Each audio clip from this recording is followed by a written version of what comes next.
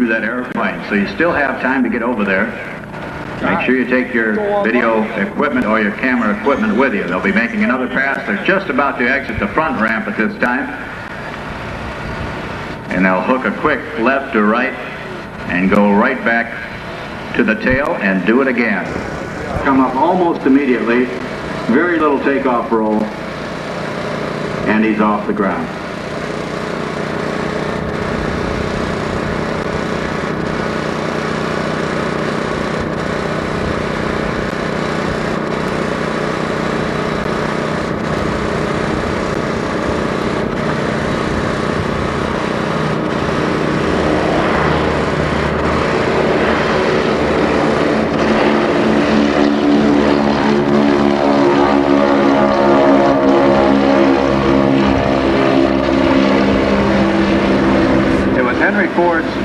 That was behind this particular airplane, the Ford Tri-Motor.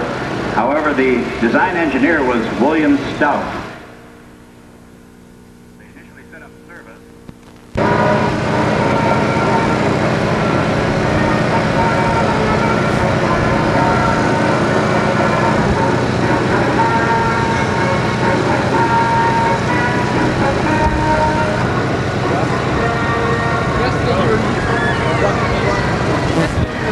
Down on those things, man. Oh, much different. Yeah, you're chowing down.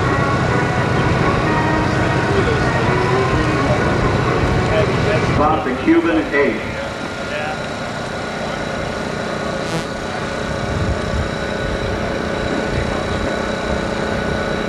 You'll be hearing us talk about the Cuban 8. Now that's paper. And then moving the dive and have got a lot of speed in that roller coaster.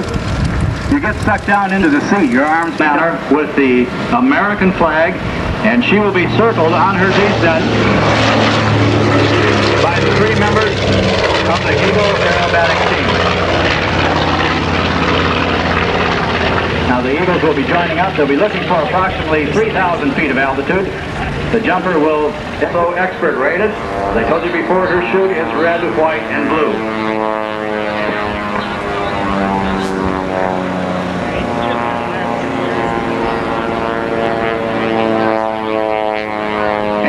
Now starting out with their smoke system, finding that patch of blue. They will be flying throughout the course of this afternoon, as they mentioned to you, brought to you here by ITT Community Development Corporation. They are the developers of the beautiful Palm Coast area, 42,000 acres, just 25 miles north on I-95. Okay, the Eagles now circling the jumper.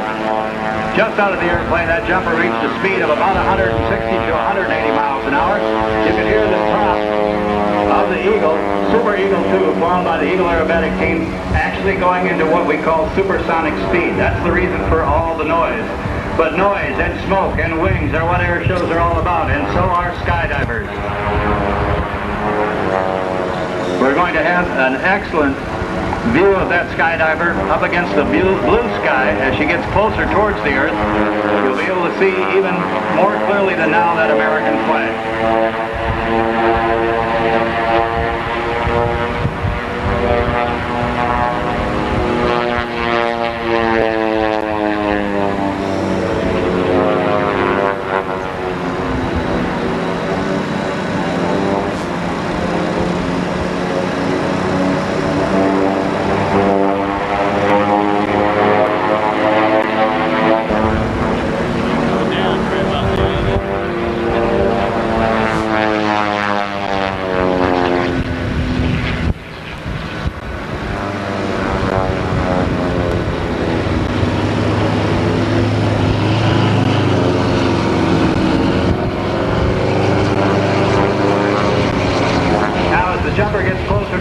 We'll ask you all, if you would, to please stand at civilian attention. Ladies and gentlemen, the national anthem.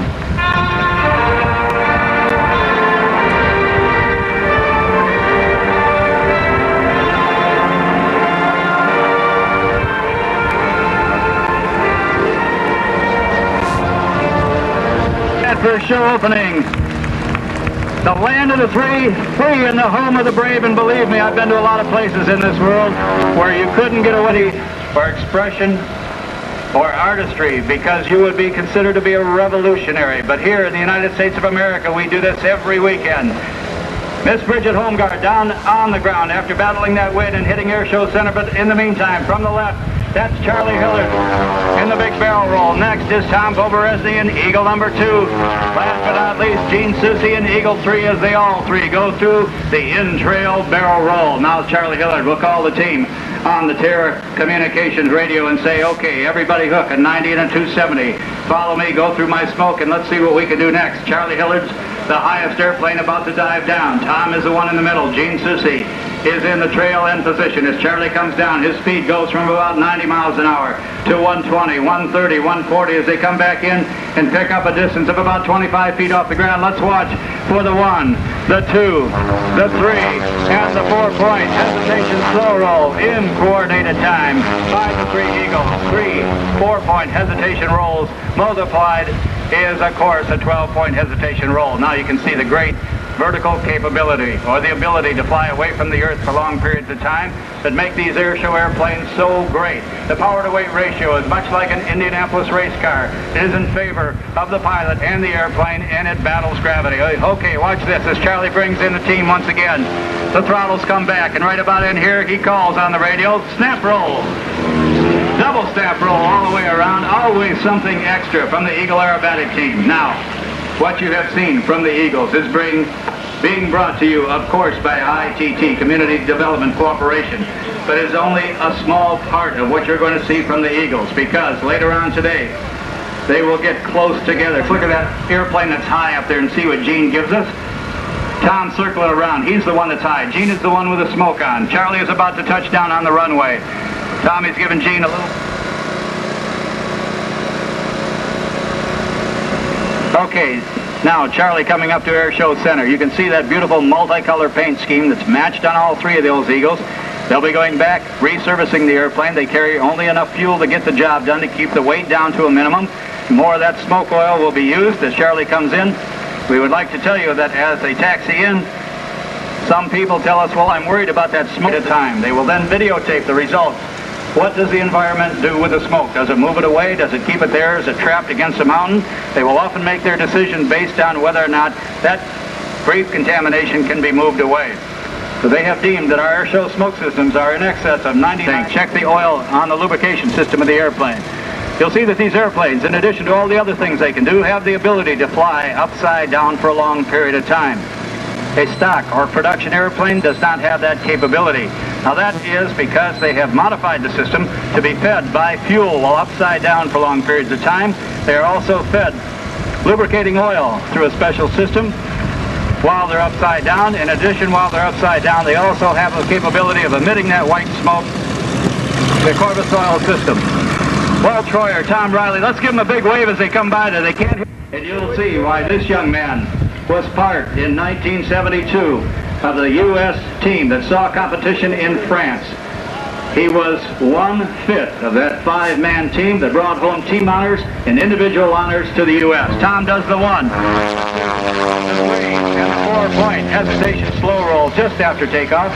You can see that both the engine, the smoke oil system did not crack once. That means they were getting that lubrication and the fuel while the airplane was upside down. Now he climbs the airplane into a Cuban 8, a half Cuban 8. That's the one we talked to you about, 5/8 of a loop. On the way down, as he picks up speed, he goes through the slow roll, 1, 2, and 3. Okay. The action continues here as Tom Boberesny once again pulls back on the stick, experiencing about 4 Gs, picking up the 45-degree downline. Now you can see that he is constantly battling center as the prop tips go into supersonic. He pulls the straight vertical line, and on the way up shows you the great rate of roll capability. It is so much in demand for competition in air show airplanes. Finds enough speed to cap it off on top by pulling the stick back into his lap. And on the way straight down, he does the down vertical snap roll, constantly watching the ground, watching his altitude and airspeed. Now watch, he will combine that maneuver with his next one. He pulls straight up. On the way up, he does 1 and 2. He does 2 points of a 4-point hesitation slow roll. At about 70 knots, he pulls the stick back into his lap. Now the Earth comes up very rapidly. The airspeed indicator goes up very rapidly. The altimeter unwinds as the Earth comes closer and closer. Tommy levels off. Pulls the stick back. 4 G's or 4 times his body weight. He weighs the equivalent of about 600 pounds. He combines 2 maneuvers into one. The loop with a snap roll on top. Now completing the right side of that big barnstormer loop. He'll be looking for about 140 again. As you can see, he has timed all of these maneuvers. One to roll right into the other so he doesn't have to break off and climb. Once again, the vertical roll capability of the Eagle 2 demonstrated right here. The multicolored paint scheme against that clear blue Florida sky. That is a hammerhead. The full left rudder, as I mentioned to you before, straight up, full left rudder, straight down. He has changed directions and picked up airspeed as he comes back into the air show line. Once again, looking back on the stick. Now let's count. There's 1, 2, 3. This is an 8-sided loop. Across the top is number 4. He'll hold it. Down on the 45 is number 5. Straight down is number 6. The 45 in, once again, is number 7. And across the bottom is number 8. You look back up into the sky and you see the big stop sign in the sky or the octagon loop. Okay, now off to the right once again. The throttle is full forward. All 260 horsepower of the big Lycoming 0540. Helping Tom to move that airplane away from the Earth. Now as he comes back down once again, he's picked up the speed, changed direction.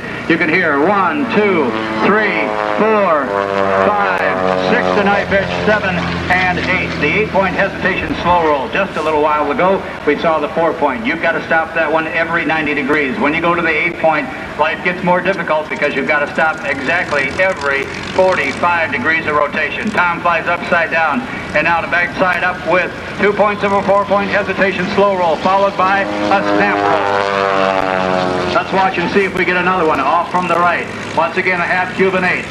As he arcs across the top, he'll stop that loop at 5/8 of the way through. Pick up a 45-degree downline. 1, all the way around. Outside snap roll. Back to the right side up position once again. Now, Tom Goberezny, we're going to talk a lot more about him later, but I told you he was at 1/5 of that victorious team that brought home honors from France in 1972. Not willing to rest on those laurels, he came back home to become the 1973 National Aerobatic Champion. Tom does the down vertical snap again as Bob Hoover in the brilliant yellow Rockwell P-51 gets ready for takeoff. That means that Jim Driscoll is nearby. Tom rolls to the upside down. Now rolls 1, 2, back to right side up. 2 points of a 4-point hesitation roll. Back to the right side up position. He is now going straight up, looking out his left and right, checking the horizon in order to get exactly 90 degrees from the Earth. As he rolls the airplane, 1/2 roll, he now tucks the stick back into his lap. Caps it off on top, changes direction once again, and comes back down, all the while battling both the positive, the inside, and the outside negative G's. Slow rolling the airplane ever so slowly, holding it in knife edge flight. Now the snap roll all the way around from knife edge, or flying on its side to flying on its side. Now the half, 3/4 snap around upside down, and 2 points of a 4-point roll back to the right side up position. Once again, back on the stick in the 45-degree up climb. On the way up, he finds enough power to roll the airplane 1.5 times, holds it upside down. You can see the pure white wing. Now he changes direction and comes back down by putting his stick back into his lap. The throttle once again full forward, compensating for the wind. You will see these pilots as Tom rolls all the way around once again, having to battle that wind that's affecting their smoke system. Show center, Tom pulls back on the stick. Once again, looks out his left and right at the horizon. As the speed gets down to about 90, he is making in the sky a square loop. Across the bottom was one side of the box. The right side complete, the top now complete, 3 sides. The 4th side is right about in here, and he pulls the stick back into his lap. We call the square loop, or the loop with corners. On each one of those corners, by the way, Tom was pulling a very grueling 5.5 G's. As on the way up, he does 4 points of an 8-point hesitation slow roll. 1, 2, 3, and 4. You counted them on the way up. Now, once again, at about 65 to 70 knots, he pulls the stick back into his lap. You can see what the wind is doing to the smoke that's trailing Tom's airplane. That is the same wind he has to compensate for when he vertical maneuvers. You're looking at Tom Goberezny, the convention chairman, as he does 1, 2, 3, and 4, the convention chairman of the world's greatest aviation event, the EAA Fly-In. He is also the president of the EAA Aviation Foundation, and he is the Executive Vice President of the Worldwide Experimental Aviation Association. He is also the recipient of the 1985 Wilkinson Sword of Excellence. Tom Poveresti, once again on the 45-degree upline.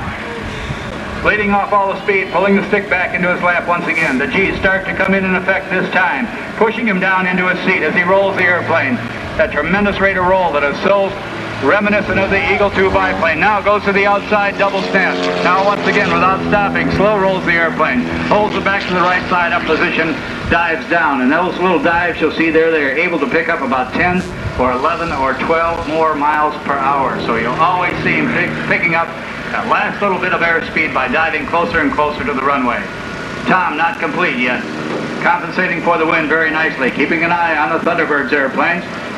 Just off the deck, all the way around into what we call knife edge flight. The aircraft actually flying on the fuselage. The rudder becomes the aileron becomes the rudder, and the airplane flies on its side.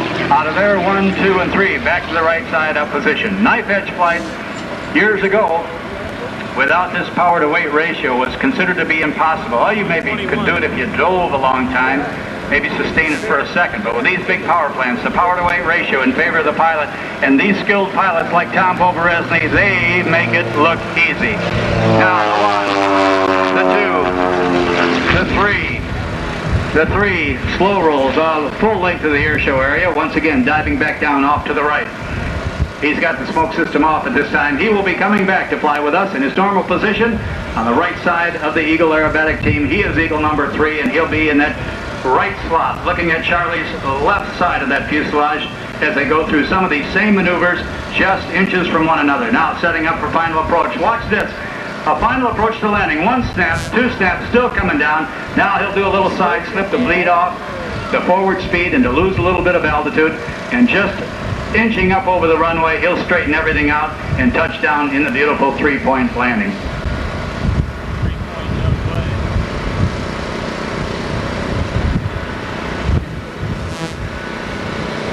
Matt Morrison, would you make your way? Caliber performers we have here today. He'll be ready to do that. We'll wait till he shuts down, leaves the canopy open, his helmet's off, and then give him a good round of applause.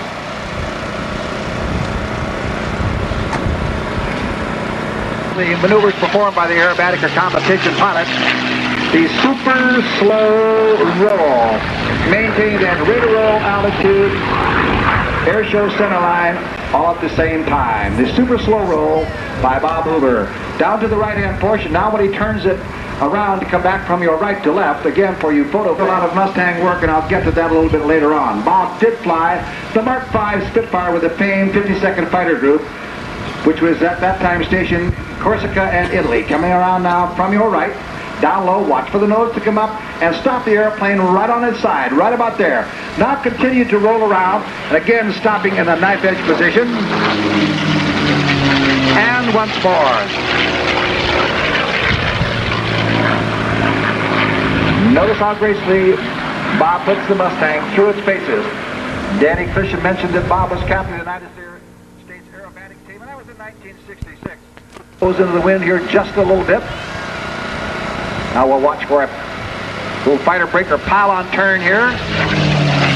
Now again, you'll notice that the nose of the aircraft coming up, and as Bob rolls the aircraft, he will extend the landing gear on the P-51 Mustang into a series of roll in preparation for his landing. There you can see the gear on the right side first. That's the sequence of this particular aircraft. Bob came to North American aviation in 1950 as an experimental test pilot, highly qualified for that position, a graduate of both the Army and Navy test pilot schools. Bob's experimental testing assignments including the F-86, F-100, and T-28, just to mention a few.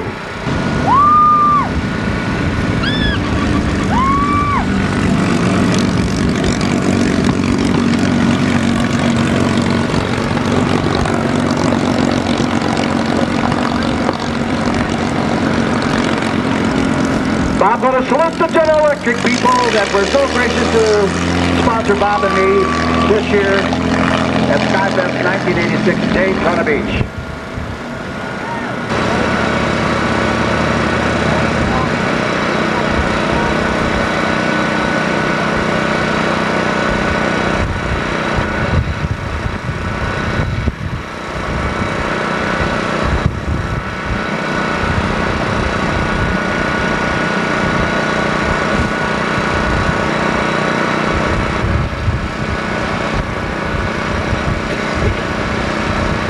Outstanding job, Robert. Danny, thanks much. See you in a minute.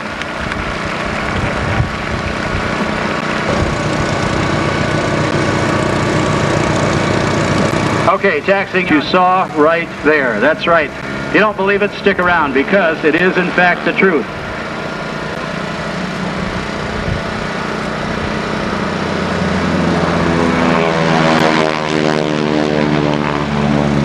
In the last couple of weeks, and in fact the last couple of months, Bill has been experiencing a reoccurring electrical problem. Sometimes it would show its face, other times the airplane would run okay. It has plagued him now for a good number of months, always thinking that he gets it fixed, but only to reoccur once again. A real neat thing happened last night. It happens to us in aviation quite a bit, but not so much in the rest of the world.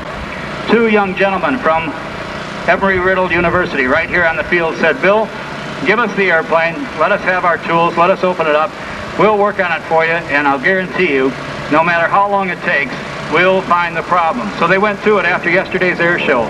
They worked on the airplane past midnight last night. While Bill was relaxing between performances, they got up this morning, came back out, finished up the job, buttoned it up. The gremlins, the electrical gremlins are gone. And Bill wishes to thank those two individuals who so dedicatedly worked on his airplane when they could have been relaxing or working their normal jobs with their colleagues. Now at Air Show Center, the big Stearman hits about 180 miles an hour. Back on the stick goes Bill Warren. The G-Low is pushing him back into his seat. That prop taking a big bite of air as he goes up, does the flip all the way across. The double snap roll on top. The airplane goes down to airspeed about 10. Back down on the bottom side once again, picking up speed as the throttle goes full forward. Now this Stearman is out of the golden age of barnstorming, as I mentioned to you before. It comes out of the 1930s and 1940s. It originally came out with a 220 horsepower engine on the front, but it didn't take the barnstormers or the crop dusters very long to figure out that if you double the horsepower, you'd pick up a lot of extra power and a little bit more speed. Shannon Long, meet your mother at the announcer stand, please. So in addition to doubling the horsepower, taking off the 220 horsepower engine, putting on the 450 R985 Pratt & Whitney engine, they were able to pick up a lot of power. They went into carrying greater loads as crop dusters. In addition to that, they found that without any trouble, they could put a wing walker on and travel North America with that very powerful airplane. In addition to that, they put on what was that time considered an NACA cowling around the engine, around the cylinders. That gave the airplane some streamlining. That also picked up a couple of miles per hour for them. In addition to that, they went into putting wheel cams on the wheels, also cutting down on the drag. As I mentioned to you before, noise and smoke are what air shows are all about, and that's what the Stearman will do for you. We like to kid the Stearman pilots because their airplanes are so big. As they go through some of these slow rolls, Bill, who is a strong and large gentleman anyway, in terms of physical build, has to grab that control stick with both hands to get the airplane to roll because there's so much wind forces against the aileron. Top speed is generally about 180 miles an hour throughout the dives. In most of these maneuvers, he'll be reaching 165. Across the top, he holds the airplane upside down. Once again, the prop swapping against the air. Makes noise that can be heard for a long way away. Believe me, all the people that are enjoying the beach today are hearing Bill Warren and the Big Thunder Stearman. And we like to kid the audiences and the pilots of the Stearman by saying, inside the cockpit of that airplane, the pilots use a telephone pole for a control stick. They have manhole covers for rudder pedals, and they use barn doors for the ailerons. And that gives you a little idea how big the Stearman is. Once again, as Bill goes through these maneuvers, remind you that later on the daring damsels will be out on each wing, between the wings, actually moving around and walking, changing their position on each pass. I'm going to hold off to tell you what they're going to do because I want you to stay and take some photos of that. You won't believe the daring damsels out on the wing of Bill's Super Big Thunder Stearman.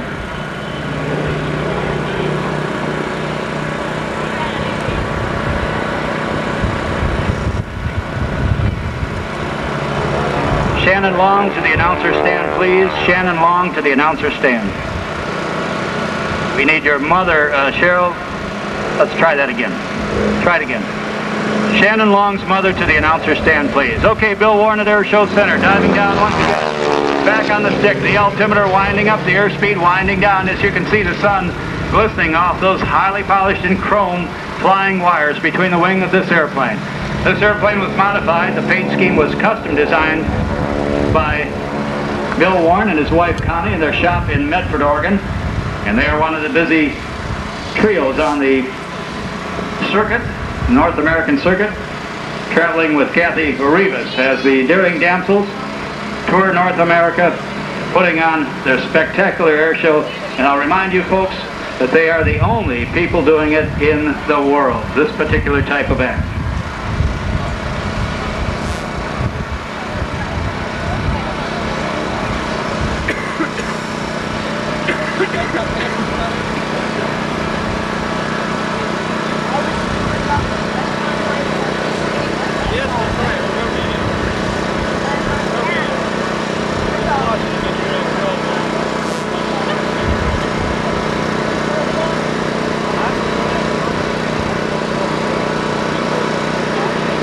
Now, Bill Warren very nicely putting the big steerman down as he comes off the runway. I'd like to remind you once again, because of all the noise that he is closer to than we have been, we need to hold our applause until he comes up to the Air Show Center ramp, shuts the engine down together as we await the departure of Leo. Bud Light 200 Loudenslager. You're going to have to be very careful to watch everything that this young man does, because from the takeoff to the landing, he is spectacular. Leo in the Bud Light 200, brought to you by Daytona Budweiser Incorporated. Meantime, Mr. Bill Warren in the Big Thunder Stearman has been brought to you, this particular act and the Daring Damsels act, by Jim Peacock Dodge. All your automotive needs, new and used car service work done at that great operation, Jim Peacock Dodge, sponsoring today Bill Warren and the Daring Damsels.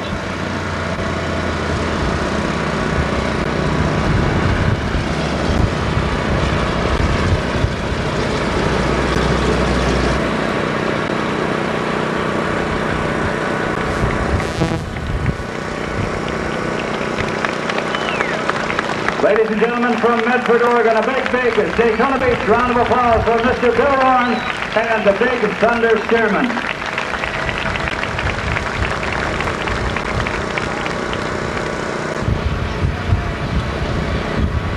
And Danny, Leo from the Bud Light 200, how's everything going? So far, so good, Leo. Anytime you're ready, we're ready. All right, on behalf of the Dutch 41 Center on the center maintain level of 210, expect further clearance for the best clearance 120. Welcome this wonderful air show crowd, great afternoon, and it's great entertainment. As you know, I've been along that 2012. I've got the Texas kids, and it's down a rock. The power's coming up. It's showtime. Let's give them a good one. Okay, here we go. Leo Loudenslager says it's showtime. And don't miss this takeoff. The power is forward on the Bud Light 200, brought to you by Daytona Budweiser Incorporated. Now, Leo on the takeoff roll has got the airplane off the ground, but he keeps the altitude deliberately low as he picks up speed. Watch right in here is right on the takeoff roll. There goes the snap roll all the way around once and twice into knife edge flight, and you get the big message painted on the wing, Bud Light 200. Oh, this is the reason he is such a champion. This is the reason he is held in such high regard in the U.S., in North America, and around the world. Now you'll see the great rate of roll and the great climb capability of this airplane that Leo developed originally from the design of the Stevens Acro. He has changed it quite a bit. He's got a rate of roll that is unprecedented in the world of aerobatic competition. He's got the streamlining down, the weight is down, the power is up. He's got one of the most expensive propellers in the world on the front, and at the controls, of course, the master himself, the man the world looks up to, the American the world looks up to, Leo Loudenslager. Okay, Leo comes back, picks up the nose. The Bud Light 200 picks up a big chunk of sky as around the top he goes, into the loop. And on top of the loop, he combines two maneuvers into one, doing a snap roll from the inverted flight position. Now completes the right side of the loop, coming down the back side and picking up his original altitude at 180 miles an hour. Okay, the double roll off to the left. Now the stick comes back. On the way up, let's watch. 4, 1.5 rolls on the way up. Now, as he gets up there, He'll go flat. Now watch as he pivots right around the wing of the airplane, actually swiveling around the airplane in a wingtip pirouette. Now on the way back down as he comes in from the left to the right. He will do the 4-point hesitation slow roll. Count with me as he lifts up the nose right about in here and goes to number 1. Holds it there. Number 2, number 3 to knife edge, and number 4 back to the right side up position. Back in comes the power. Up into the sky he goes. The half Cuban 8 turnaround as he comes back in on the 45-degree down line from the inverted flight position. Watch for the snap and a half. All the way around once and a half back to the right side up position. Now let's watch for this, the square loop. There's the left side of the loop. Each one of these sides will have quarters where he'll pull about 3.5 Gs across the top. His side, number 2. On the right, straight down, is number 3, and across the bottom, once again, pulling those high G loads, is number 4. The square loop or the loop with corners in the sky. Now, once again, 2 points of a 4-point hesitation roll to the upside down position. The full roll and a half back to right side up. The stick is pulled back. On the way up, he does 1, 2, 3, and 4 points of a 4-point hesitation roll on the way up. On the way back down, after the hammerhead turn right about in here, full left rudder. Watch for the down snap roll. Straight back down, right about in here, he'll look for about 90. Coming back down, he picks up speed very rapidly once again. He will come back into the air show line, this time doing another loop, this time with 8 distinct sides. As he comes across the bottom, let's count. That is number 1. That's number 2 on the 45. Number 3 is straight up. Once again on the 45 is number 4. Across the top is number 4. Number 5 and number 6 on the 45-degree down line. 7 straight down. Number 8 on the 45 end. And look back up in the sky. You will see the big 8-sided loop in the sky, or the octagon loop. Now off to the right. We will get right about in here 1 and 2 points of a 4-point hesitation slow roll. He'll break it off on top. And on the way back down, let's slow it for 2.5 turn snap roll. Right about in here, he'll get the speed. There's 1 and a half, and 2, 2.5 to the upside down position. Now as he comes into the air show line, this is called the Illiquan Circle as he rolls the airplane up on knife edge flight, pushes the stick forward, G-forces to about 6 or 7 trying to get him out as the airplane flies on the fuselage in the knife edge 360-degree turn. Ladies and gentlemen, how about a big round of applause for Leo Loudenslager? You are seeing why he is a champion, but he is not finished yet. This act is not half over. So fasten your safety belts because we got a lot more fun yet to go. The half Cuban 8. Now let's watch for the snap roll as he comes back down on the 45-degree down line. 1 and 2, back to the inverted flight position. Pushes the stick forward. Negative G's trying to force him out of the cockpit. All the way across the top once again. As the speed starts to bleed off, the altitude increases. He's now looking out the left and right side of the Bud Light 200, checking the horizon. Now across the top, goes from upside down, back to upside down once again. Picks the right side up position, back down on the left side, watching the altitude and the airspeed, and completes the maneuver right in here. Now, as he comes back into the air show line, he is prepping for something you won't believe. This is called the computer roll pass. What he's going to do on one pass is come in, do a double snap. He will then roll to the left.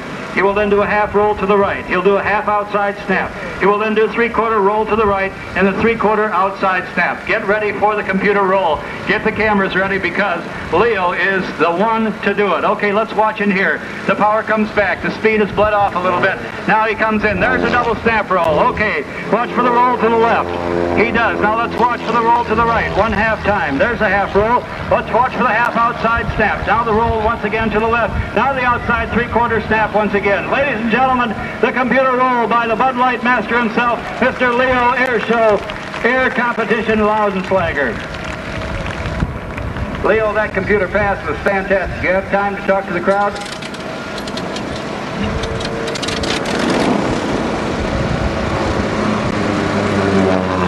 Okay, over the top of his ground crew he goes. Check back down on the ground, right underneath Leo. You'll see a group of people down there that are part of his crew. They're going to be holding up a pole momentarily, and Leo will go. Leo will be going between those poles and underneath the ribbon. But there'll also be a little treat in store for you as he comes out of the tail slide, hiding momentarily in his own smoke, rolling on the way back down, picking up that air show line again as he comes on the straight downside. Okay, now off to the right. Inside, making life very grueling for himself. Leo, we're piped in with you. Do you have time to talk to the crowd? Indeed, Danny. Coming down the back side. Speed's coming to 180. Coming up to the clover roll. And we hit it now.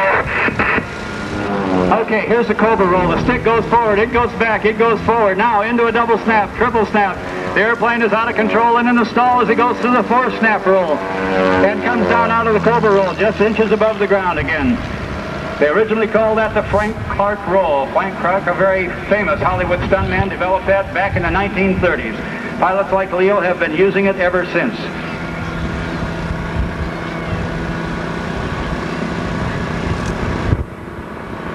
Okay, now as Leo comes back down, let's watch this time for another loop, but a twist this time. Across the top part of that loop, he will accomplish that top arc in knife edge flight. Back on the stick he goes. The right side of the loop complete. Now watch, he'll go into knife edge flight right about here, all the way around. Up on its side, across the top, continues the arc. 1/4 roll once again. The stick comes back and he completes the left side right about in here. Each while watching that airspeed indicator, looking out to left and right at the horizon. Back down a few inches off the ground once again. After the knife edge loop, 1 and 2 points of a 4-point roll on the way up. Now once again, capping it off on top, pushing the stick forward, going to negative G's momentarily. Straight back down once again, the very streamlined Bud Light 200 picking up speed very rapidly. Once again, Leo brought to you by Daytona Budweiser Incorporated. Okay, across the top of those crewmen once again. On the way up, the clear patch of blue. He goes up, it does the vertical roll on the way up. And now the sectional hammerhead, 1 and 2. There's number 3. One last one, Leo, number 4 on the way back down. The 1/4 roll once again, followed by the quick snap on the 45-degree downline. Combining all of these maneuvers, constantly aerobating the airplane, never giving himself a break. And as you can tell by listening to Leo on the radio, he is breathing pretty hard because, like a decathlon champ, he has got a lot to do. On the way up, 2 points of an 8-point roll. And now snapping end over end as he comes back down, recovering in the inverted flight position, all the while facing and fighting tremendous amount of disorientation. Back across the top he goes. Now look at the power and the ability of this airplane to go straight up. That is called the standing S. From the bottom, the tough way. You can see the letter S. He will still find some speed and power to do even one more turn of that S. Barely has enough speed, just barely in flying control, but finishes it off right there.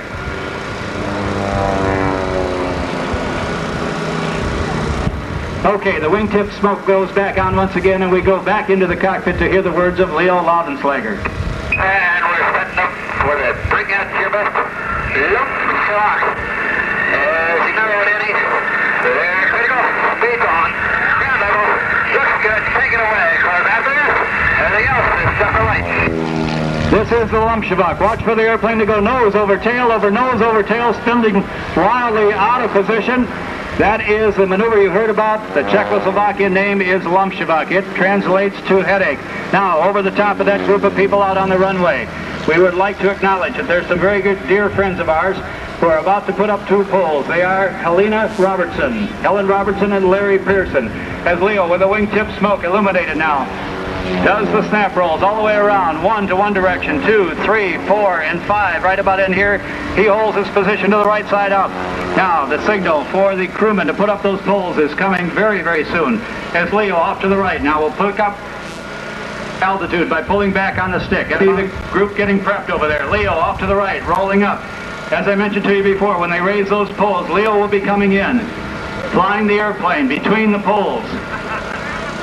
But an extra added twist. Okay, here goes the poles up now. They've got to fight a tremendous amount of wind. Leo coming in from the right, getting lower. The pole's about to go up. You'll see red crepe paper between them. Now look at Leo. He has gone to the upside down position, and that's how he's going to cut that ribbon. His tail just a couple of feet off the ground. The gear up towards the sky, compensating for that strong crosswind, making the final adjustments. Watch the prop, listen to the plane, and he snaps it right about in here and goes to the snap roll right after that recovery. Ladies and gentlemen, how about a big round of applause for Leo, the Looper Laudenschlager,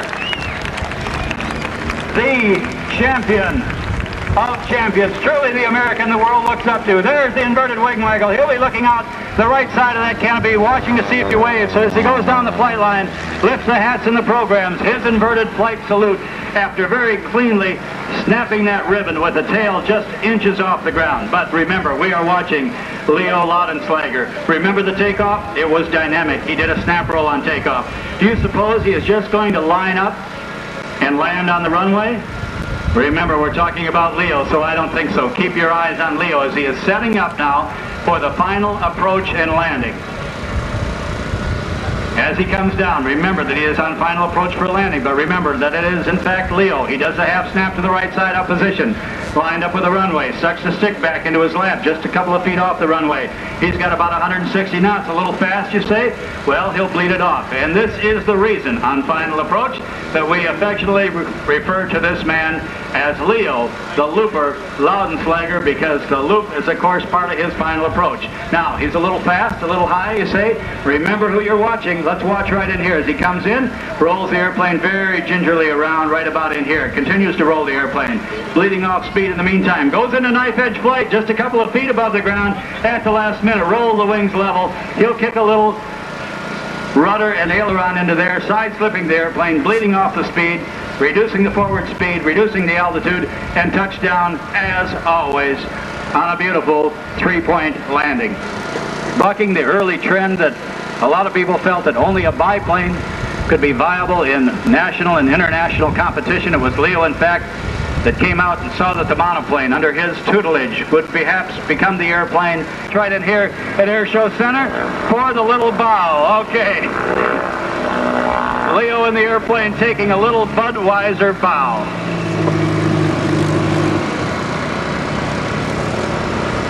You can see the clean lines of that airplane as it taxis up the full length of the air show line, and over in front of his sponsor's tent, the VIP tent once again to bow.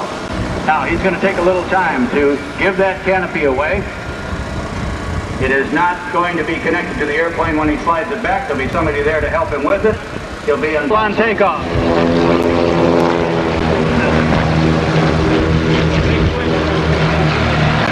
Now, the Eagles will form up and come back in for the barrel roll turnaround. We'd like to tell you a little bit about them after that exciting takeoff.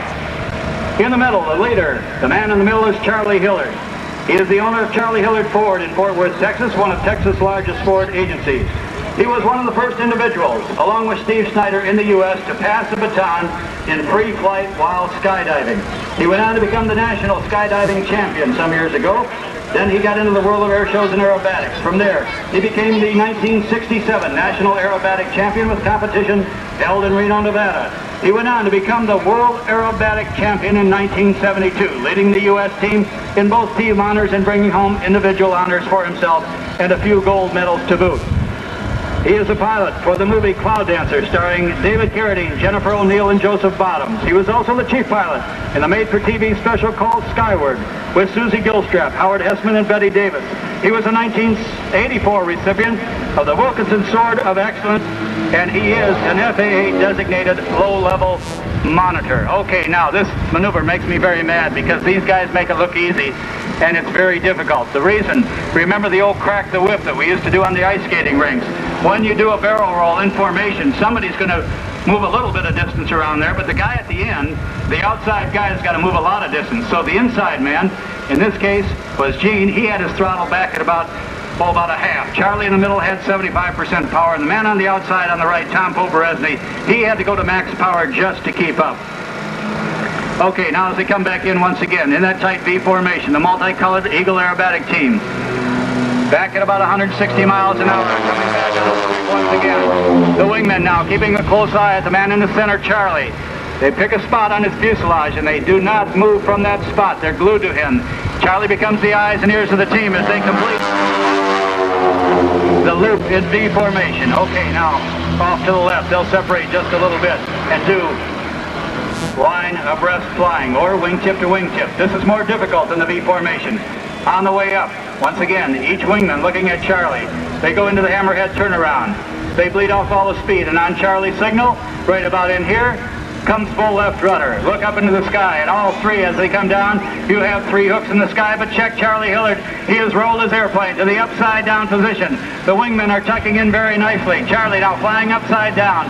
The wingmen flying to the right side up position as they get ready for the next maneuver, the inside-outside move. Charlie Hillard now pushing his stick forward. The wingmen pulling their stick back. Charlie for just a few seconds to the right side up position as the wingmen are upside down. But all that's going to change very rapidly as Charlie continues that loop in the negative or outside G mode. The wingmen to the right side up. Right about in here, we'll watch for Charlie Hillard to pop up. Off to the right, we'll watch for Tom to pop up, and off to the left, Gene Soucy on the way up. Charlie does a quarter roll. Then Tom does a quarter roll. Gene does a quarter roll on the way up. Charlie Hillard will pull in full rudder right about in here. He'll do the hammerhead. On the way down, let's watch for the three-quarter snap. There's a snap by Charlie. Next, there's a snap by Tom. Last but not least, the snap by Gene. As they come back in, we call this the in-series type of maneuvers. They will do each do a loop, a chain loop it's called. Across the top of that loop, they will complete a snap on top of the loop. Okay, back goes the stick. As all three on the top of that loop. There's a snap roll. From upside down to upside down. Back on the stick they go. And off the left side of the aerobatic area.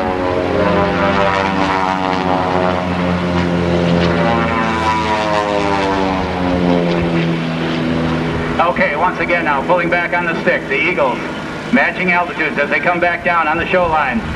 The half, the one, the full snap, the step and a half back to the upside right position as all three angling down towards the ground. Now, they've got to get back in formation. This is the fun part. Watch this choreography. Everybody knows where they have to go to get together again in the shortest period of time. Now, they'll be looping and rolling the airplanes. You say, I don't think that's necessary. But remember, if one of the airplanes got below the other, they wouldn't be able to see it. So in order to keep their eye on one another in a continued vision mode, they roll the airplane upside down so they can see through the clear canopy. Now, as they come back around, we'd like to introduce you once again to Eagle number 2, Gene Soucy. He was the 1970, 71, and 72 national and Canadian champ, one of the 5 team members in that great 1972 World Team. He was in the movie Cloud Dancer as a participating pilot. He has just won the 1985 Hilton Masters, winning himself a pocket full of money. He is a captain for Republic Airlines. Now, late last night, we all got together. The Eagle Aerobatic team wanted to present you a very special gift. They thought about it for a long period of time. They threw out a bunch of ideas, but finally, at about 9 o'clock, they came up with the perfect gift. And they are about to unwrap it to you folks here at Daytona Beach. Ladies and gentlemen, you have just received the heart of an eagle.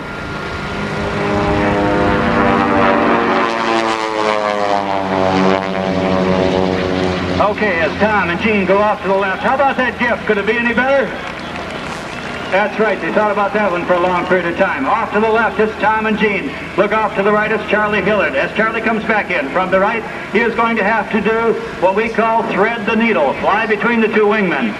And they're going to do a head-on or opposing loop. Each man will have to be very careful to maintain his own territory in the sky. They can't get in each other's way. Now, in their own style, they're going to get back into that V formation. But you say you can't do it in a head-on maneuver. Remember, these are the Eagles. Watch this. Charlie does a half Cuban 8. Each of his wingmen do a full loop. And as if by magic, they are back into that V formation. Now, as they turn around, we'll have time to talk to you about Eagle number 3. You saw him solo here today, a solo aerobatic routine. His name is Tom Poberezny. He was the 1972 team member on that winning U.S. team that saw competition in France. He is the 1973 National Aerobatic Champion. He is the Vice President of the 100,000 member Experimental Aviation Association. He is the president of the EAA Aviation Foundation. He is the convention chairman for our big fly-in year after year in Oshkosh, Wisconsin. He was the chief pilot for the movie Cloud Dancer with David Carradine and Jennifer O'Neill. He is the 1985 winner of the Wilkinson Sword of Excellence, 3 Sky champions, as they go into what we call the line abreast loop. Once again, they are wingtip to wingtip, out of that V formation. Much more difficult to do as they come down the bottom side once again, maintaining just inches from one another. The very difficult line abreast loop.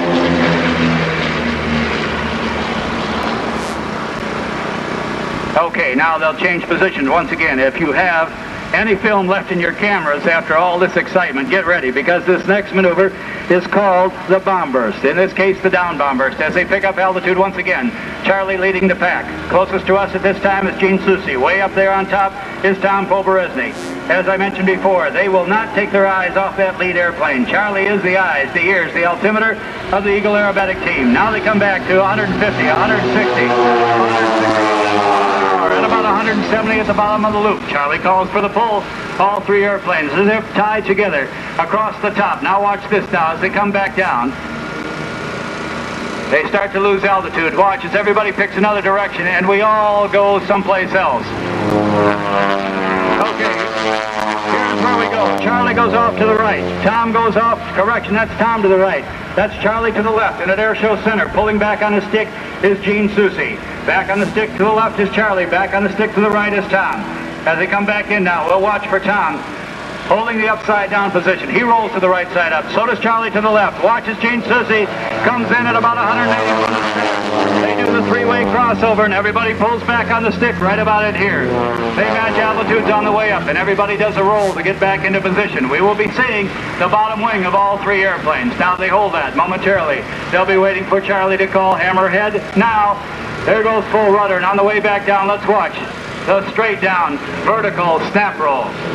Okay, once again, they'll be joining up. Now watch this choreography, spending very little time getting back together. Everybody's going to I'll keep an eye on you, you keep an eye on me. Okay, I've got you through my canopy. I've got you, you're in the lead. Okay, you're in front of me. And we're back together again in a short period of time. That, to me, is as much fun as watching any of the maneuvers, as watching these guys get back together. Okay, as they join up once again, we have seen the down bomb burst. This time, as they come back into the air show line, Charlie, Gene, and Tom, the 1986 Eagles, will be doing what we call the up bomb burst, or as a tribute to the Eagles, the very amazing and spectacular spread eagle. Okay, everybody back together in a short period of time. Charlie sticks the nose of Eagle number 1 down to the ground. Right about in here, he calls for smoke on.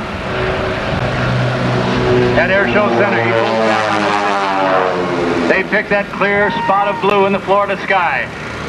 On Charlie's signal, he rolls, Gene rolls, Tom rolls.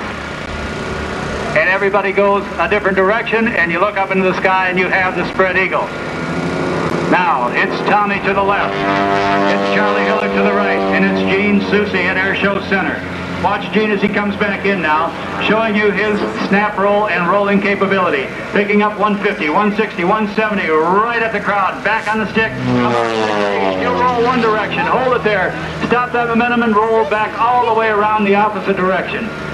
He'll cap it off on top, and we'll be looking for Charlie to the right, coming down with a snap roll. Off to the left is Tom. As they come back in, it's Tom on the left and Charlie on the right. Let's watch for the opposing or collision 4-point hesitation roll right off the deck. Watch for the nose of these two champions. It will not waver one little bit as they roll first in a knife edge flight. That's 1. That's 2 to the upside down. That's 3 back to knife edge flight and 4 to the right side up position. Charlie now on our left. Tom off to our right. Look high and to the right. It's Gene Soucy. He has issued a challenge to his teammates. He said, whatever you guys do to the horizontal, I will do to the vertical. They said, okay, Gene, 4-point vertical roll. And he goes 1 and 2 and 3 and 4. He holds it there. Now watch Charlie coming from the left and Tom coming from the right. You'll hear the power come back as they slow the airplanes up. They will be inches from one another at Air Show Center. And right about in here as they get within feet from one another, there's the head-on snap roll.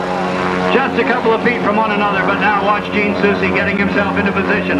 Remember the challenge. As he goes back by the trees, having just a little bit of fun. Gene said, okay, I'll match that. You guys did a horizontal snap roll. They're difficult to do, I know that, but I'll match that for you, and I'm going to show you that in just a little bit. So it's Charlie to the right. It's Tom and Gene off to the left. Gene's looking down at Tom. He'll pick up his position with Tom as they come down the air show line once again. All three now coming back in, looking for each other's smoke. They'll cross at Air Show Center. Gene is all set up for the speed he needs. To the vertical. Watch this. A full vertical snap. Charlie and Tom say, that's pretty good. I'm going to do another one. So they both give a little curly cue out there. As once again, Tom caps it off. Charlie caps it off. Now watch as they get back together again. Everybody does a little circle. This never changes week after week. Every buddy pulls the same amount of G's, does the same radius turn, and they are back into position once again.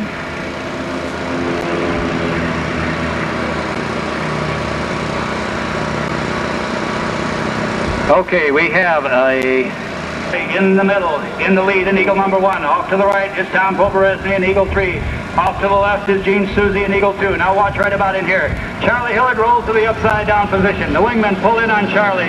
He is flying upside down the full length of the air show line. Famous V formation once again with Charlie upside down. But remember, Charlie's doing all the work. Also remember that Charlie is the leader. He said, these two whippersnappers are making me work just a little bit harder than I care to, but I'm the leader for good reason. So watch me turn the tables on these guys. As Charlie does the half Cuban 8, he brings the team back in from the right once again. He is to the right side up position, and now Tom and Gene have their work cut out for them as they are found in the upside down position, still maintaining that V formation, still tucked in there as tight as always. Now on cue, everybody does a nice little turnaround and we're back in the V formation. Now, we never assume this next maneuver, but the next few seconds will give me an indication if we're going to get it. Yes, we are. Watch for everybody to change positions. You have just seen Gene go from the left to the right. Tom has changed his position from the right to the left. Charlie Hillard relinquished the lead. He is now trailing the three-plane formation. Okay, that's called the Texas T. That's my signal that the next maneuver will be accomplished. I'm going to hold off on the description. If, ladies and gentlemen, you are weak of heart, if you have children that can't take excitement, close your eyes now because you won't believe this next maneuver. As they come back in facing us, it will be Tom facing us on the right. It will be Gene on our left, and Charlie will be in the rear. They'll find air show center. On signal, they will call smoke on, and keep your eyes on the Eagles. Now, if you have video equipment, motion picture camera, start now. If you have a still camera, start shooting now. Watch into knife edge flight, and right about in here, it is the Switchblade. As Charlie pulls up through the wingmen, Tom and Gene, just barely missing one another. How about those 86 Eagles? What do you think about that? All right, the Eagles. The action continues. We've got a lot more for you, so don't go away. I'll remind you that this show has been put on through the dedication of a lot of very talented people. Without their dedication and volunteer effort, things like this couldn't happen by accident. We owe them a lot to be able to come out here on beautiful days like this and just enjoy ourselves while everybody else does the work. Everybody rolls back on the stick, pulling back as they go up. This is reminiscent of 1972 when Charlie took the World Aerobatic Champ. This is called the torque roll, the Charlie Hillard torque roll. This was the maneuver that led Charlie enough points to beat a very competitive Russian, and the rest, as they say, is history. Okay, as the Eagles continue to fly, a big wave to Bill Warren and the daring Danstles. Closest to us, Bill's wife, Connie. On the opposite wing is Kathy Rivas, and great volunteers to all you people who have put in time and efforts into this great weekend.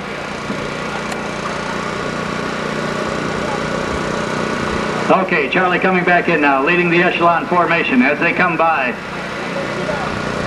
On the downwind, it's Charlie closest to us, then Gene, and then Tom. One last salute as they pull up from Fort Worth, Texas. Charlie Hillard from McKinney, Texas. Gene Susie from Hales Corners, Wisconsin. Mr. Tom Poveresny. Now remember, the Eagles breaking out and getting ready for a landing. Remember that they are the Eagles. Watch this downwind. We'll always get a little something extra here as they set up for a landing. Let's see, Charlie calls for the double snap roll all the way around, so everybody gives it just a little bit more stuff.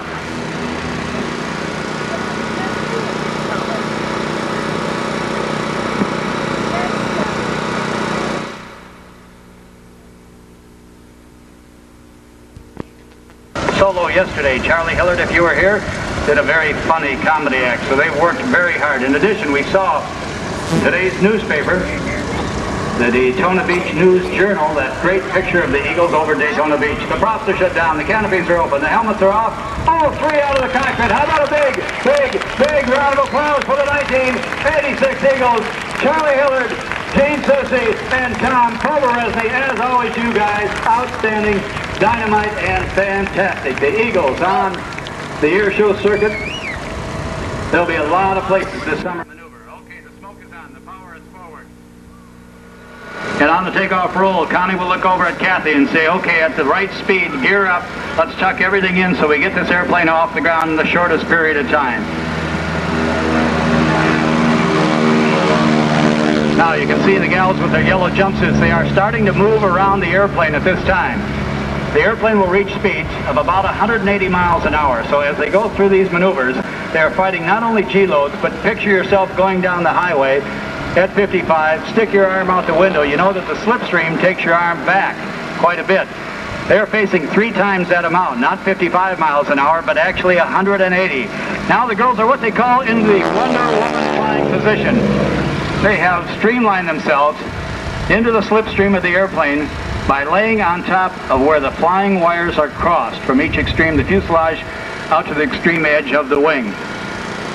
They tell me in our conversations in air show towns around North America that it is as close to being like Wonder Woman and actually being able to fly in space by yourself as you're actually going to get, because you're way out ahead of the leading edge. You're actually, the airplane's behind you, and you have no presence of the airplane being there at all.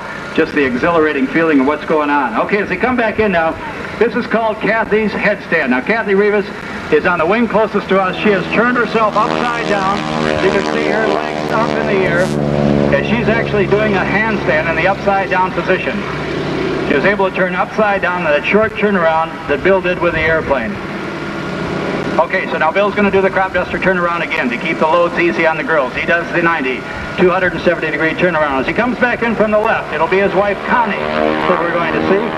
And Connie will be doing what we call a javelin strut knee hang, just like you used to do at the playground. She'll be using one of the javelin struts of the airplane as her mount, and she will be upside down, facing forward with her legs back to the tail of the airplane. All the while, Bill keeping a close eye on them to see that they don't get too tired. Once again, our special salute to the two for several gentlemen from Embry-Riddle University who put Bill's electrical system back in good flying status by working all night and this morning. I'll also remind you that Bill Warren and the Daring Damsels are sponsored by Jim Peacock Dodge. Our special thanks to that great group of people for once again putting their support behind the show.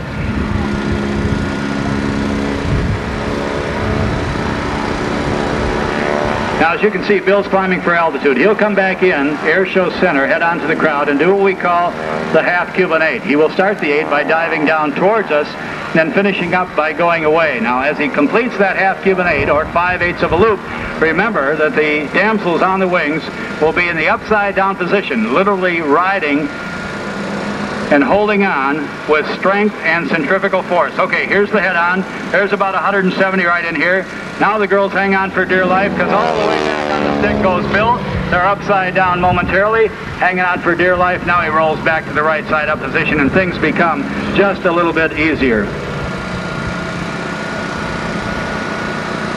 Now you'll see Bill slow the steerman down to about 80 miles an hour. This will give the girls time and low speed to actually move their position from where you saw it way out to the extreme wing tip. As Bill comes in, you can see between the wings, they'll actually be moving out there inch by inch, farther and farther out towards the wing tip. Right now they're maneuvering. He's got the airplane just above the stall speed or the lift capability of the wings, and they are now out to the extreme outside that far strut.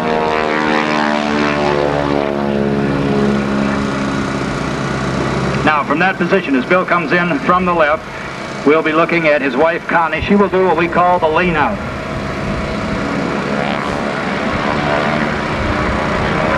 As she does the lean out, she'll be extended way out front of the airplane. Now, she's going to be watching you very close to see that you're paying attention.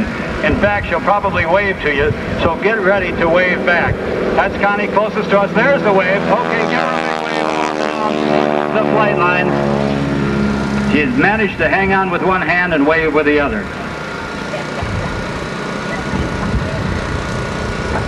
Now, as Bill turns around once again with the crop duster turnaround to keep the G-loads off of the girls, it will be Kathy's turn, because we'll be looking at the left side of the airplane. As Bill comes in from the right to the left, she'll be doing what she calls the scissors. Be riding the airplane in the scissors position. While the damsels don't appear to be much drag on the airplane, Bill does have his hands full, because one body out there in a normal wing walking act is tough enough. It's a tremendous amount of drag, much more than you think.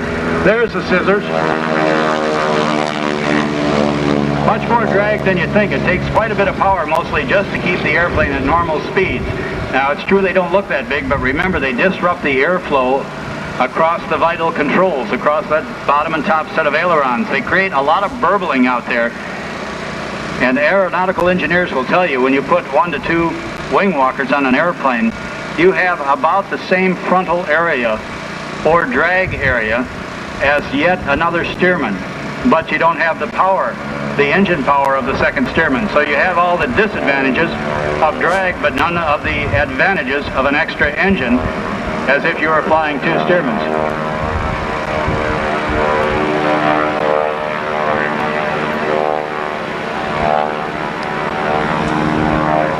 Okay, Bill picking up altitude. Now the next maneuver is going to be the big barrel roll in the sky. He's diving down once again, picking up speed of about 165 miles an hour.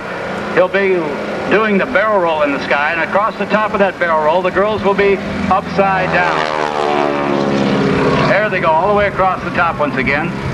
As you can see, the chrome flying wires reflecting the sun. Bill completes the maneuver right about in here.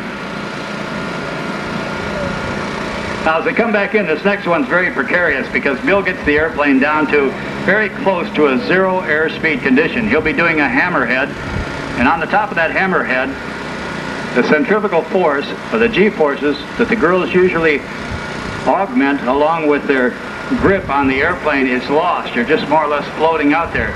So in this particular position, the hammerhead, particular maneuver, you're really on your own as a wing walker or a wing rider, in the case of Kathy and Connie. Bill and the big steerman picking up the altitude they need to get the airspeed in the dive to be able to get a good vertical hammerhead. Now he starts to dive down. The girls take a deep breath and hold it throughout this entire maneuver. Here comes Bill back on the stick once again, right at air show center. Now he'll hold that straight vertical position. Gets very slow right about in here, and this is the part where you really have to hang on because the wind forces are not helping you anymore.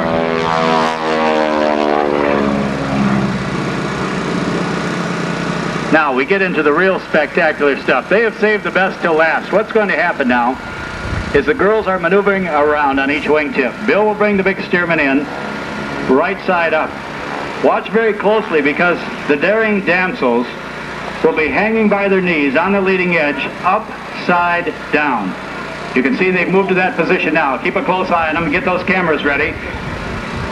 As they face forward, their knees are right at the leading edge, and they are, in fact, riding that position with the yellow streamers in the inverted flight position. Bill to the right side up, they to the upside down.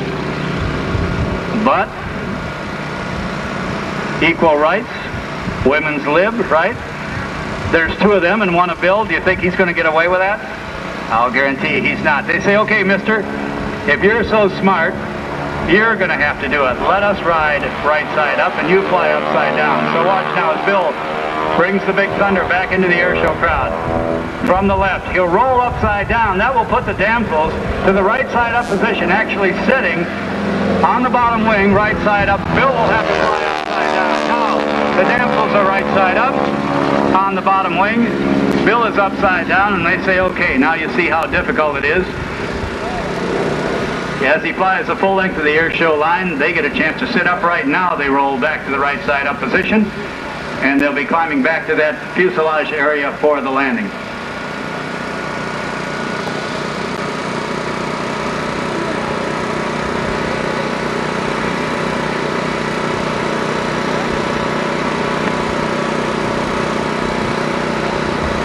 I remind you that we still have plenty of air shows left to go. You won't miss anything. If you want to drift back and get yourself some refreshments or something to eat, make sure, after you've seen all these great acts, that you pick up a program. This program, Rovers, are still up and down the flight line.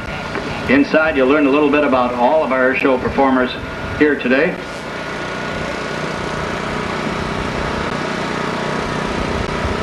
Now, the critical part, everybody thinks this is very... When they shut down, we'll give them a round of applause. Let's get up off our chairs for a minute. Really gives Bill Warren and the Daring Damsels doing it as if nobody else could do it. Bill Warren, Connie Warren, and Kathy Rivas, the Big Thunder Steerman, all the way from the west coast of the U.S., Medford, Oregon.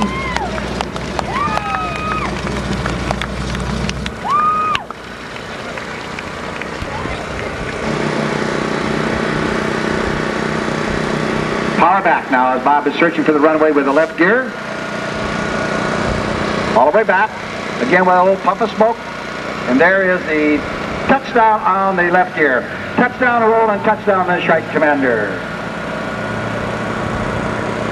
One of the most difficult maneuvers that we do in the Shrike routine is the single engine. Look very carefully at the engine on our side. Notice the propeller absolutely dead still. Up over the top. Now he'll monitor his airspeed very carefully when he slides down the backside from that inside or barnstormer's loop. This was the first aerobatic maneuver that was ever performed by an aerobatic pilot on the 25th of November, 1913 out in San Francisco, California by an aerobatic pilot by the name of Lincoln Beechey. Now with the aircraft still in the single engine configuration, Bob will roll toward us. 1, 2, 3, 4 to the inverted, engine still off. 5, 6, 7, and 8 to the upright. Inside a barnstormer's loop and an 8-point roll into the dead engine.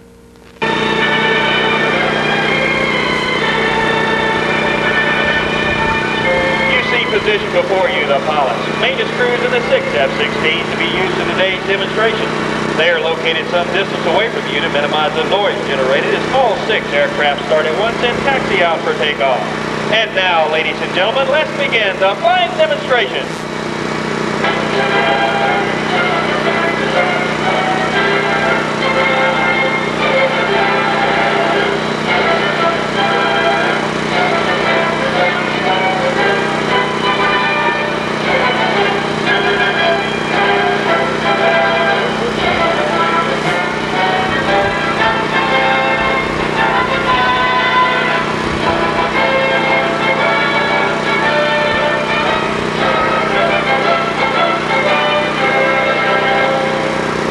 The Thunderbirds are named after one of the most famous legends in American Indian folklore. The majestic Thunderbird was believed to cause thunder and lightning, to grant success in war, and to ensure that good conquer evil. In 1953, the newly formed Air Force demonstration team searched for a symbol that would capture the thunder of their jet fighters, as well as their mission of goodwill. There seemed to be no more fitting choice than this powerful bird of American Indian legend.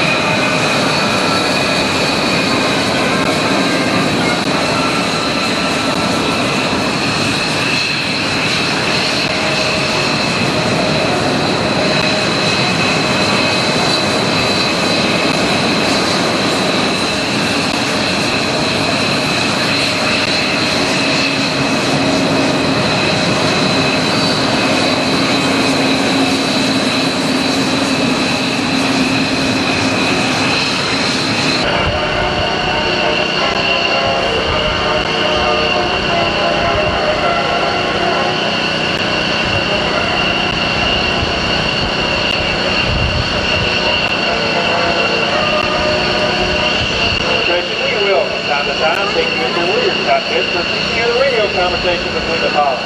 Let's go now to the cockpit of Thunderbird 1. For Thunderbird, prepare for their takeoff roll. Thunderbird 1.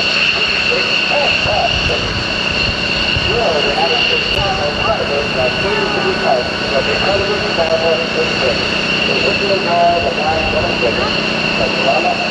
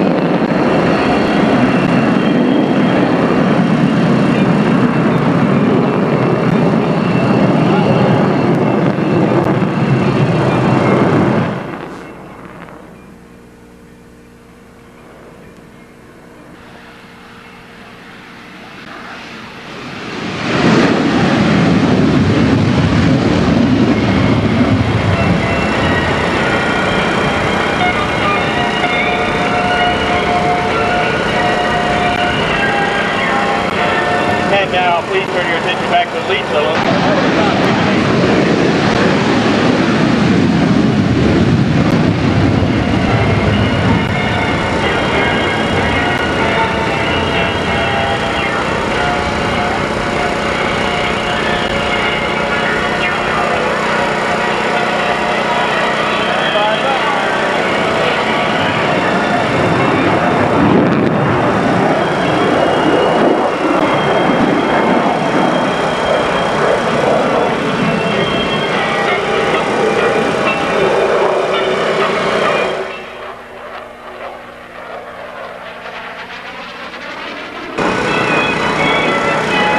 Formation is now pulling into the vertical with minimum wingtip clearance, maneuver called the clover loop.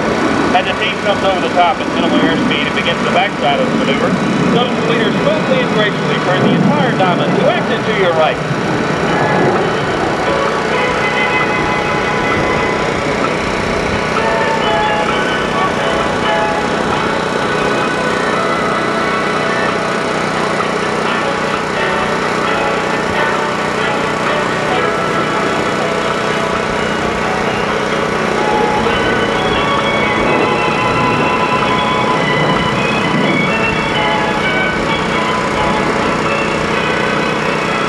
Approaching from your right is the opposing solo for the slow roll, a maneuver renowned for its beauty every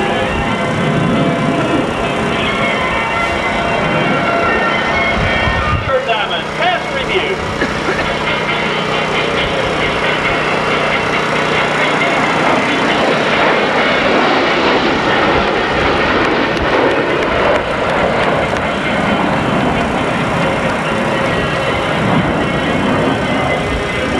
Lower from your left, the opposing solo to the knife edge pass.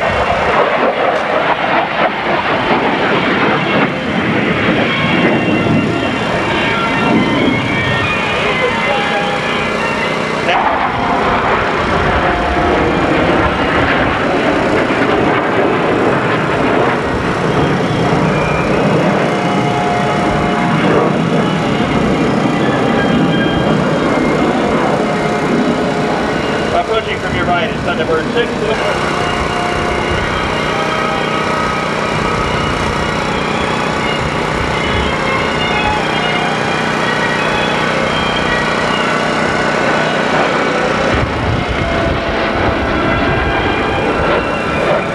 Entering from your left is Thunderbird 5 to perform the instrument 8-point roll. Count the points with Captain Matt.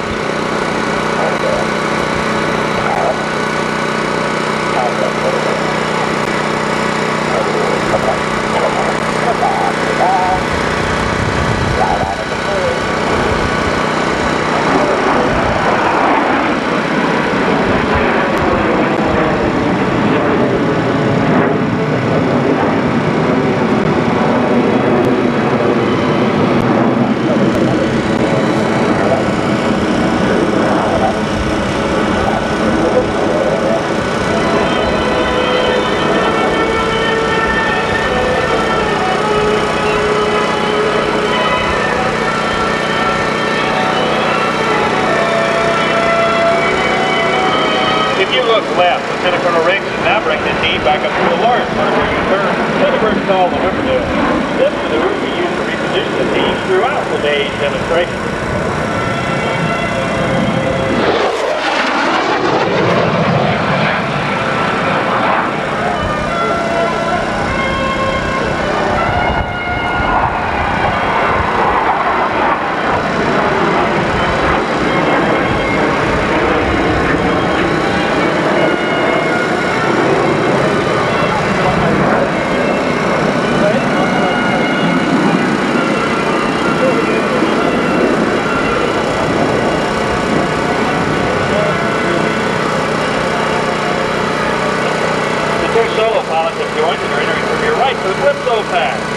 Formation 1 to the mirror image, and Thunderbird 5 flies upside down.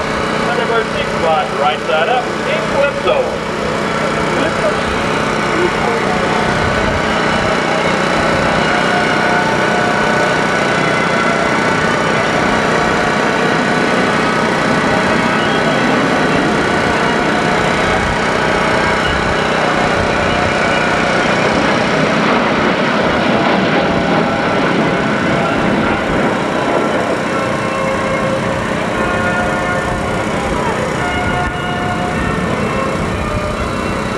The arrowhead formation is now approaching from your right for the arrowhead loop.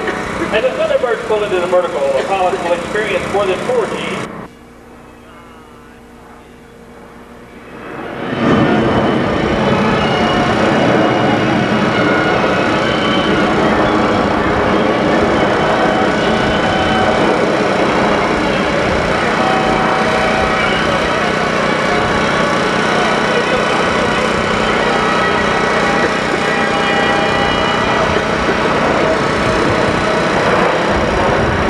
Directly ahead of show center, you'll see the two solos approaching. As they reach show center, each will make a rapid. And now, the breathtaking crossover break.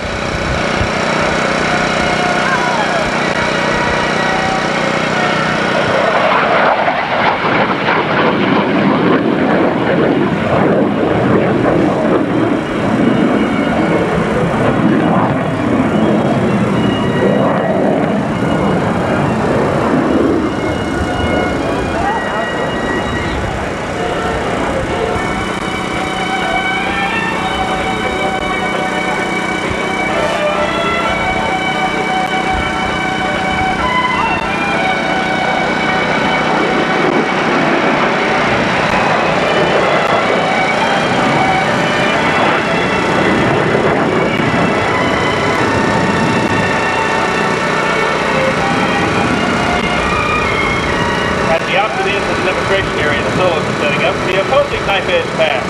You will see them converge head on, and just before they meet, each pilot will form a quarter roll to pass the other canopy to canopy.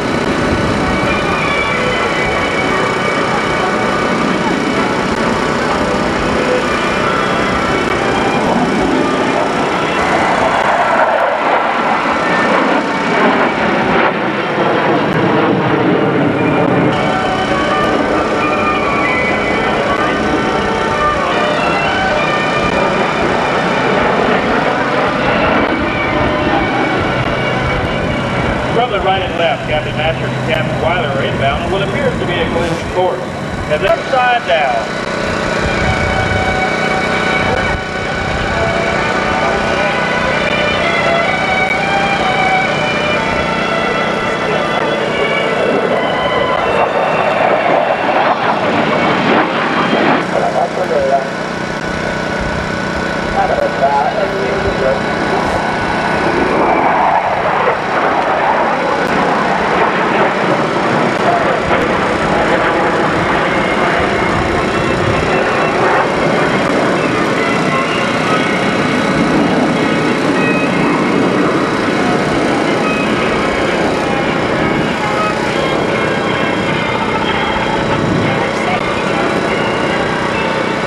To your left, Captain Masters has slowed the landing speed for the exciting wing walk and roll.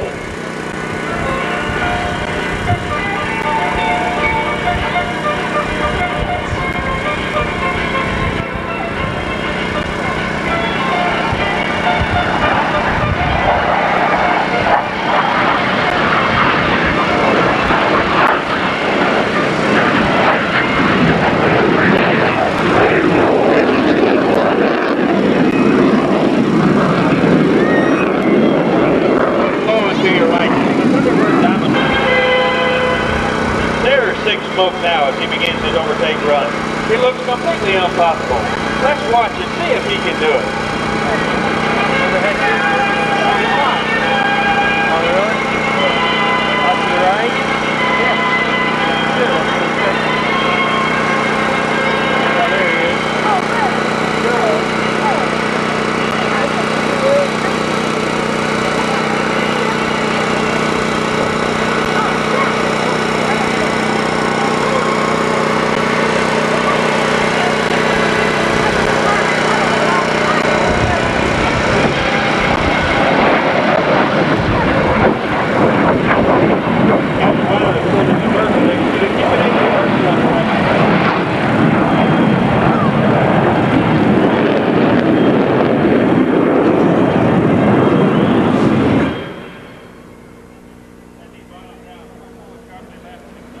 Thunderbird 5 car.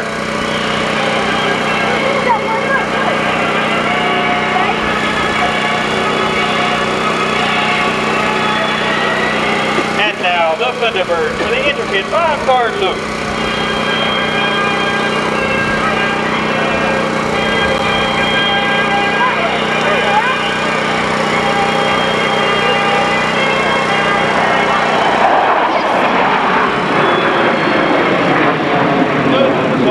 Captain Lance Dunham is down the center. He must maintain a very precise position as he is completely surrounded by his teammates.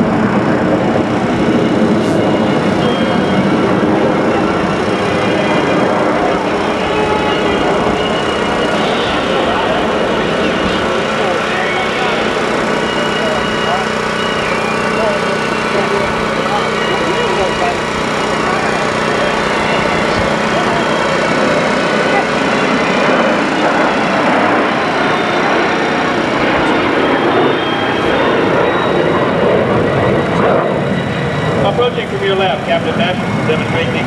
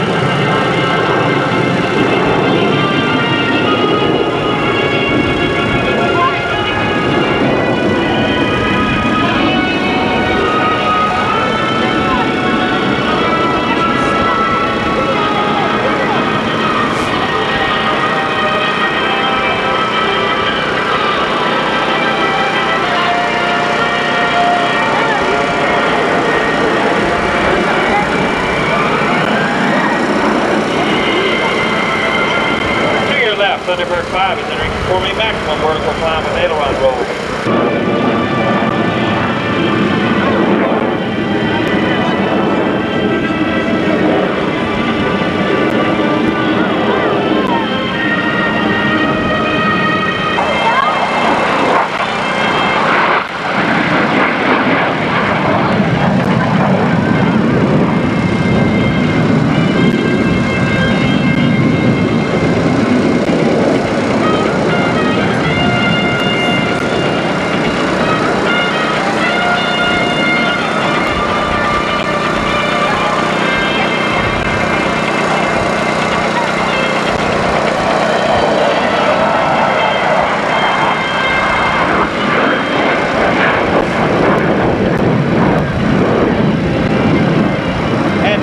Thunderbird Diamond clears the demonstration area. Thunderbird 6 is entering from your left in the inverted to inverted pass. Watch as Captain Weiler completes a 360-degree roll.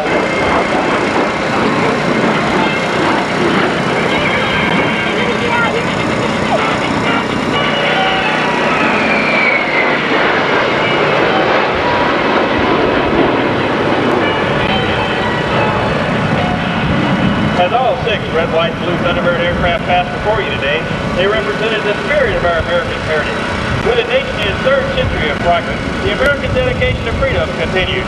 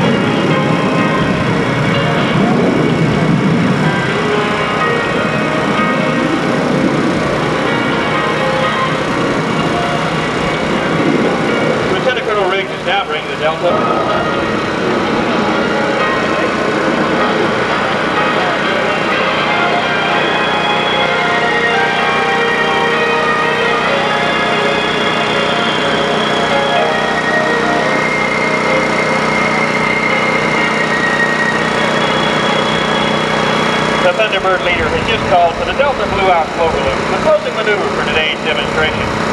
Watch as the beautiful Delta formation gracefully turns as if welded together, resembling a giant waterfall cascading from the sky.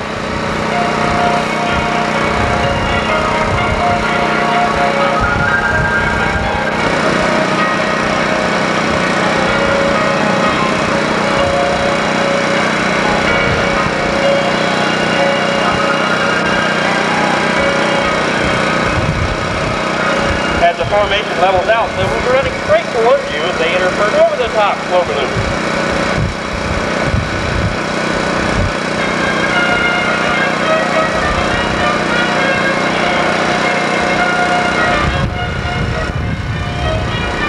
As the Thunderbird reaches the vertical to solo top, will break away from the Delta and form a clover loop.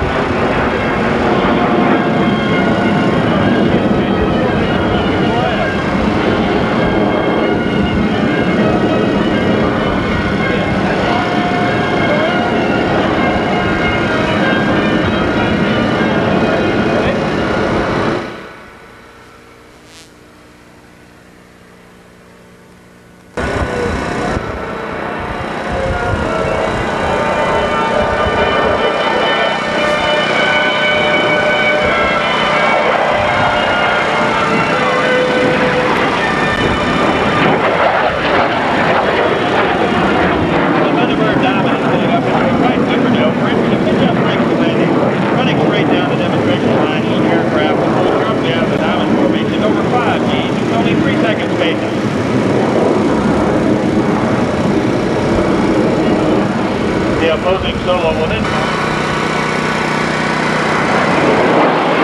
And now, Captain Topweiler, upside down.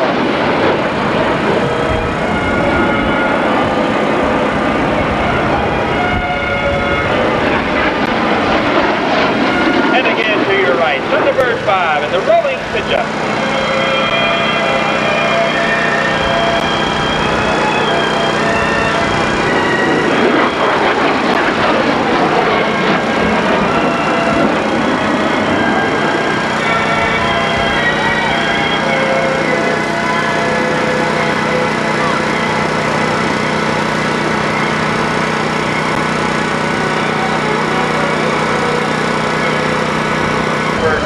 Staff Sergeant Steve Thompson from Trout Run, Pennsylvania.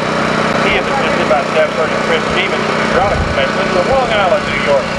The crew chief of Thunderbird 3 is Staff Sergeant John Venus from Manchester, New Hampshire. He is assisted by Sergeant Paul Duncan, an avionics technician from Smithfield, North Carolina. The crew chief on Thunderbird 4 is Staff Sergeant Ken Isrick from Silent Falls, Oregon. York, New York. The crew chief on Thunderbird 6 is Sergeant Clayton Osborne from Lakota, Minnesota. He is assisted by Staff Sergeant Mike Fugate, a jet engine mechanic from... Ladies and gentlemen, in approximately 5 minutes, you will be invited to come forward and talk with the Thunderbird pilots and maintenance personnel. You may obtain their autographs if you care to do so. Please do not come forward to the rope. This is for your safety. I repeat, please do not come forward to the roped-off area. Here's a difficult one, landing.